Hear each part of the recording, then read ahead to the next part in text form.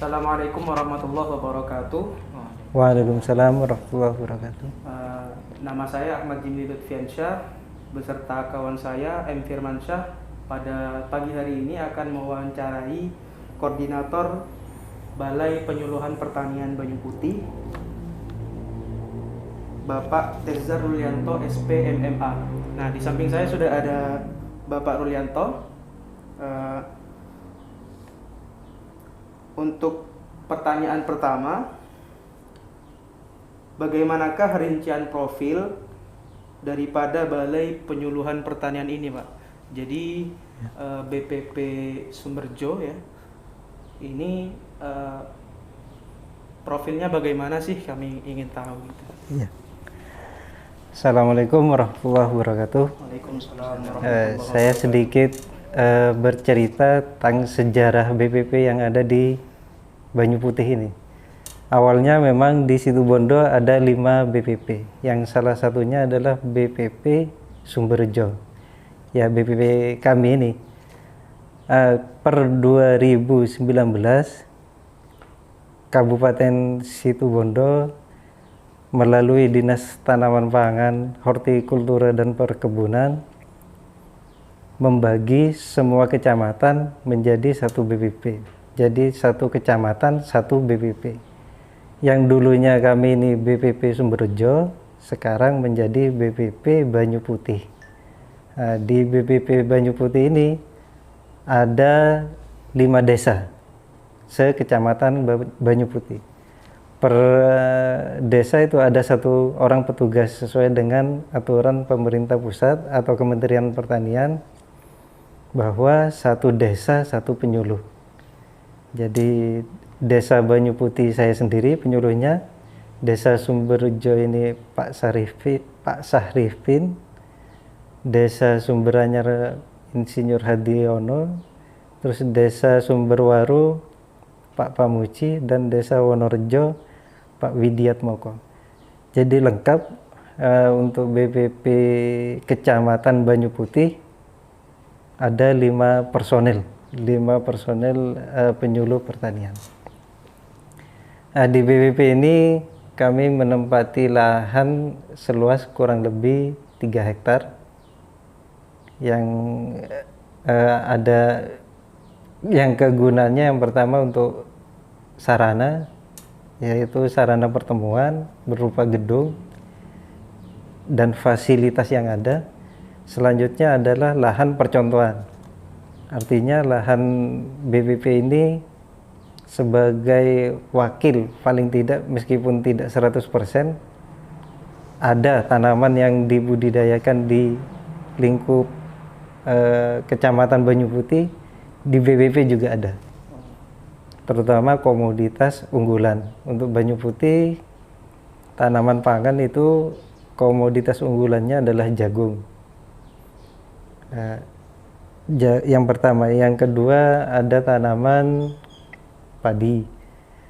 Untuk perkebunan ada tembakau, ada tebu, tapi dominan tebu ada di 2 desa, Sumberjo sama Banyu Putih. Selanjutnya untuk tanaman hortikultura ini cukup beragam. Ada cabai kecil pada umumnya, yang paling banyak maksud saya. Terus ada cabai besar, terus ada melon juga, ada tanaman seperti semangka, ada cukup beragam untuk tanaman-tanaman hortikultura. Sampai terong pun hari ini lumayan banyak yang membudidayakan. Mungkin itu sekilas gambaran tentang BPP Banyu Putih dan sekitarnya, sekecamatan Banyu Putih. Terima kasih. Ya. Tapi untuk kemudian pada struktural sekabupaten, BPP Banyu Putih ini adalah lembaga yang ada di bawah naungan dinas apa, Pak? Kami juga pengen tahu gitu. Ya, kami berada di bawah Dinas Tanaman Pangan, Hortikultura dan Perkebunan. Itu alamatnya di Jalan Merak di Situbondo. Jadi dinas TPHP, kami biasa nyebutnya seperti itu, membawai 17 kecamatan, sama dengan 17 BPP, Oh, iya. yang salah satunya di Banyu Putih. Tapi kami lihat itu gedung BPP yang tertera di peta itu cuma ada 4, Pak. Bagaimana bisa ceritanya kok seperti itu gitu? Ya. Gedungnya cuma 4. Saya awal tadi sudah cerita, kalau BPP ini benarnya 5 Oh iya. awalnya 5. itu, yang mempunyai fasilitas setara dengan BPP. Iya. Hanya 5 ya. Per 2019 kami Disebar. disebar di 17 kecamatan menjadi 17 BPP. Yang awalnya saya kasih contoh BPP Banyu Putih. Itu dulu BPP Sumberjo, 3 kecamatan itu gabung di sini. Oh. Jadi Banyu Putih, Asem Bagus, Jangkar. Oh, gitu ya, Pak. Tapi kemudian sekarang Sekarang sudah memang aturan dari kementerian, 1 kecamatan, 1 BPP, 1 desa, 1 penyuluh. nomor 2, pada saat penyuluhan itu biasanya penyuluh itu menyampaikan informasi apa, Pak? Topiknya kepada petani itu apakah penanaman ataukah apapun lainnya gitu? Khusus untuk penyuluh pertanian yang sering disampaikan adalah transfer teknologi. Artinya banyak teknologi-teknologi baru yang kami dapat sebagai penyuluh pertanian, yaitu namun disesuaikan lagi dengan potensi yang ada di wilayah.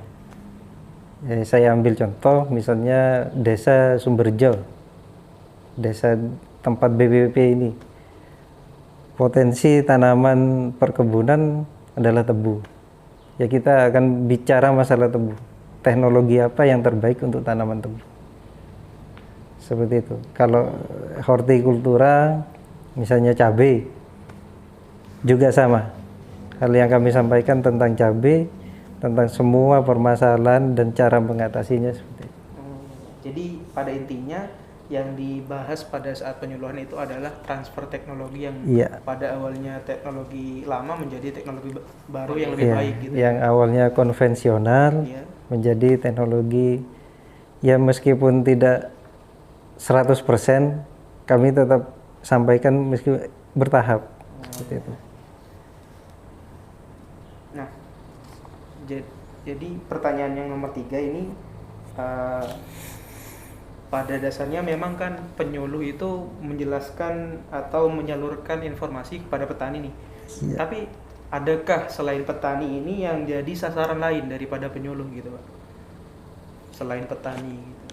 Ya, dari kedekatan kami dengan petani dan keluarganya, karena tujuan utama kami mensejahterakan petani dan keluarganya, tidak hanya petani saja. Dari hal kedekatan tersebut, meskipun bukan petani, sudah kenal baik di desa atau sekilas hanya sekedar tahu, meskipun bukan masalah pertanian, tetap penyuluh yang di desa tersebut yang dihubungi. Bahkan ternaknya sakit, penyuluh pertanian yang dihubungi. Iya. Seharusnya dokter hewan ya. Harusnya seperti itu. Iya. Jadi apapun ya yang bersangkut paut dengan namanya pertanian, meskipun bukan petani, betul, tetap dilayani oleh para penyuluh. Iya. Jadi kemudian nomor 4, nah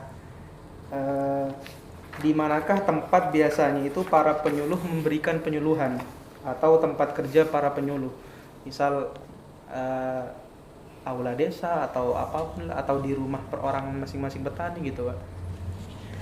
Kami melakukan transfer teknologi ke petani itu, kalau tempatnya tidak pasti, maksudnya seperti ini.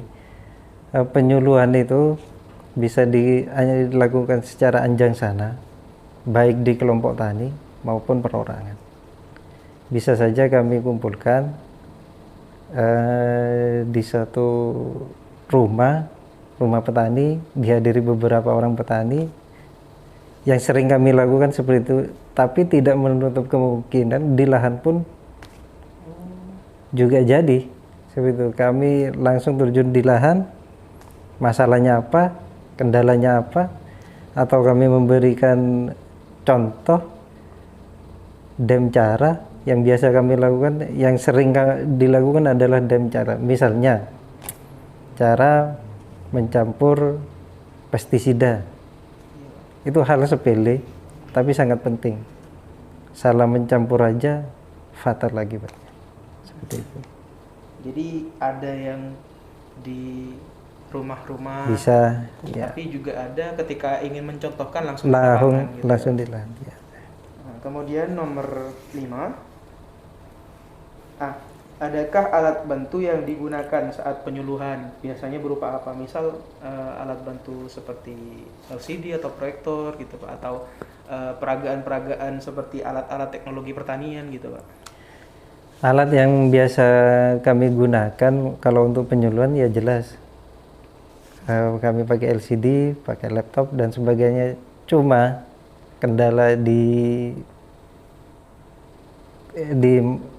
di petani, tidak semua itu listrik ini lampunya itu kuat, karena LCD itu kan cukup tinggi ya, wattnya cukup tinggi ya. Kami biasanya tulis pakai peta singkap namanya. Peta singkap namanya ya, pembelajarannya seperti itu. Tidak harus pakai laptop atau LCD, mungkin kalau di balai desa tidak ada masalah. Oh iya. Tapi giliran di rumah petani itu bermasalah. Iya.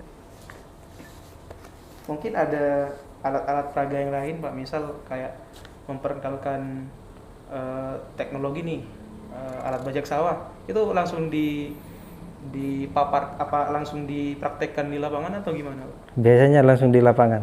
Oh jadi kalau ada alat pembajak sawah baru gitu? Iya, ada Alsintan, misalnya teknologi baru, cara alat untuk panen, untuk panen padi, untuk panen jagung. Biasanya kami langsung di lapangan.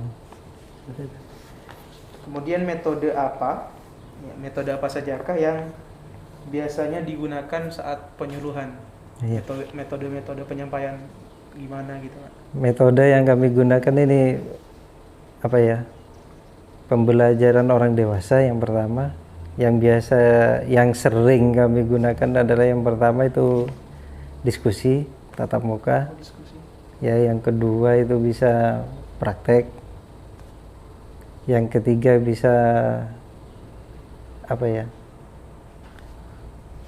kayak uji sesuatu, misalnya uji varietas tanaman tertentu, ataukah itu jagung atau itu tebu, itu bisa. Yang biasa kami lakukan. Ya kadang-kadang kalau misalnya petani itu kadang jenuh, Pak, kok hanya di sini saja. Oh iya Pak. Saya pengen lihat pertanian yang keren-keren, misalnya seperti itu. Ya kami ajak, itu kami lakukan studi banding. Studi banding. Seperti itu. Sekaligus studi tour juga ya Pak. Ya, sekaligus ngelencer. Nah, ini yang terakhir Pak. Selama proses penyuluhan kepada petani itu apa saja kendala yang sering banget ditemui gitu Pak? Ya kendalanya sebenarnya ya cukup banyak ya, dari alat-alat yang disampaikan tadi itu juga bermasalah. Teknologi kami bagus tapi di lahan kurang, di tempat petani itu kurang mendukung seperti itu. Itu yang pertama. Yang kedua, memberikan contoh kepada petani itu tidak mudah. Merubah perilaku petani itu tidak mudah. Jadi perlu telaten, perlu sabar. Seperti itu. Misalnya apalagi orang Madura. Sudah kami lakukan, gampangnya gini. Misalnya ada teknologi baru, cara tanam jajar legowo. pada padi ataupun jagung. Sudah kami sampaikan kalau ini jauh lebih bagus ditimbang tanam konvensional, model yang seperti sekarang. Ya, petani itu tidak langsung percaya, oh iya Pak, saya mau tanam, mau coba. Tidak seperti itu. Responnya itu macam-macam. Ada yang kecak nampian Pak, seperti itu. Coba umpian dulu Pak. Nah, salah satu fungsi lahan BPP seperti itu. Kami gunakan untuk pembelajaran selain petani, petugasnya juga belajar di sini, sama-sama belajar. Misalnya ada varietas baru, tidak mudah. Ada varietas tebu A yang sudah minded di kalangan petani tebu. Misalnya bulu lawang yang warna merah itu. Iya, Pak. Nah, itu sudah produksinya bagus dan sebagainya. Sudah mapan lah ya. Ya, terus ada varietas baru yang notabene lebih baik, lebih cepat, rendemennya lebih tinggi. Itu tidak serta-merta itu, oh iya Pak, saya besok tanam. Tidak seperti itu. Empian gelu nyoba Pak, kula ningku gelu. Itu salah satu kendala, memang perlu sabar dan sabar. Kalau sudah berhasil penyuluhnya ditinggal, itu sudah biasa. Oh iya. Sudah biasa itu. Kalau di desa itu, wah, kalau sudah berhasil ya sudah, tapi kebanggaan buat kami. Jadi tujuan kami tercapai untuk merubah perilaku dan mensejahterakan petani dan keluarganya. Jadi pada dasarnya yang kendala yang paling utama itu adalah mindset petani itu ya Pak. Ya. Cara mengubahnya itu yang paling sulit gitu. Betul. Harus sabar. Ya. Ada tambahan nggak ada? Mungkin itu saja ya Pak. Iya. Wawancara singkat ini pada pagi hari ini ilmu yang kami dapat ini mudah-mudahan dapat barokah dan manfaat juga. Amin. Dapat kami laksanakan di masa depan kami gitu. Amin. Sekian. Wassalamualaikum warahmatullahi wabarakatuh. Waalaikumsalam warahmatullahi wabarakatuh.